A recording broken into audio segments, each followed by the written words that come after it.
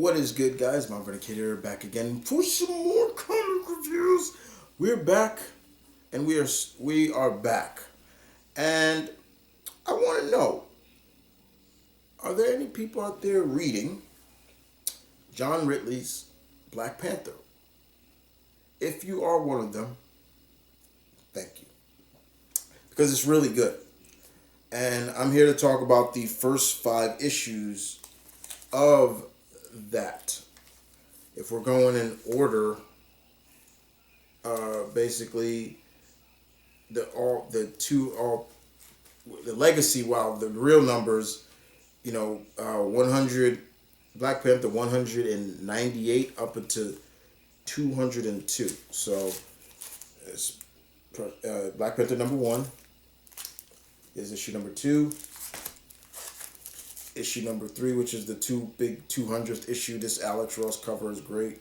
That's T'Challa with Storm.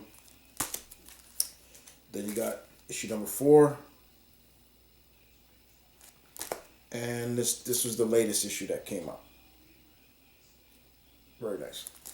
So, what is this series all about right now? Well, the basis of it is a secret that T'Challa has held from everybody has come out in the opening. And what secret is that? Well, the first thing is T'Challa is still as paranoid as he's always been. And the fact is he still don't trust a lot of people. He don't trust too many people.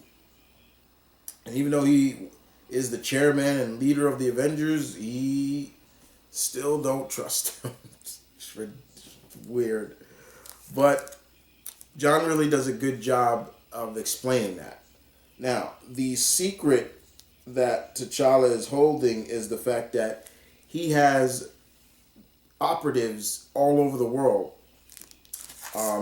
sleeper agents all over the world in different locations on his command to, if anything happens, what they're supposed to do. They're living dual lives. Some have families, some do not, but they all have dual lives. And unfortunately, one of his sleeper agents, who's also one of his best friend, is killed. And his best friend's name is, I want to make sure I get this right, Jahai.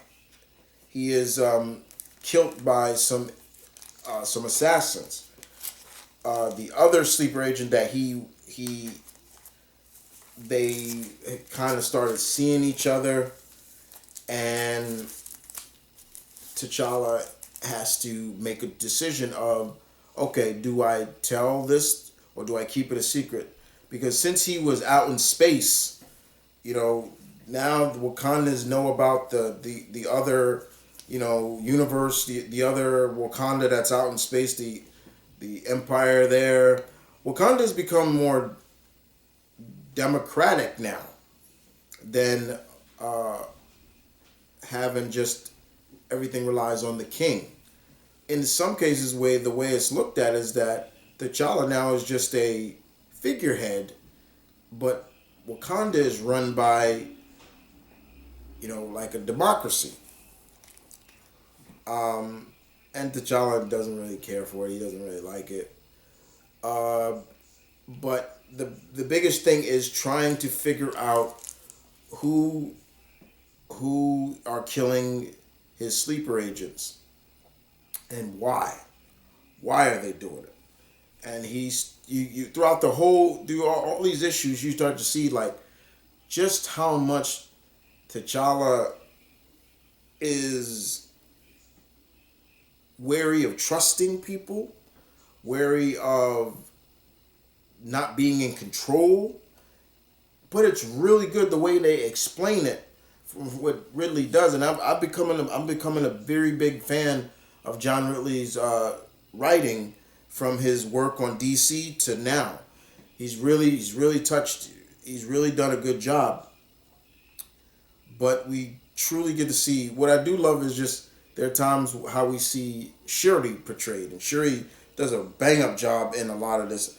one of the things I also was glad that she kept her powers that we saw, where she can like basically turn into like a flock of crows and things like that and travel. That's how she can get around quicker than just using, things.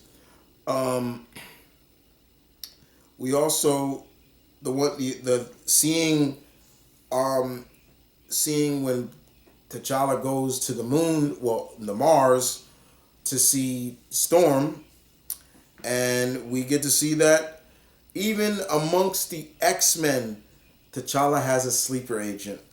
And who is that sleeper agent? Gentile. Yeah, the Wakandan mutant who can get big, who has the extreme strength, the tattoos and all of the vibranium tattoos.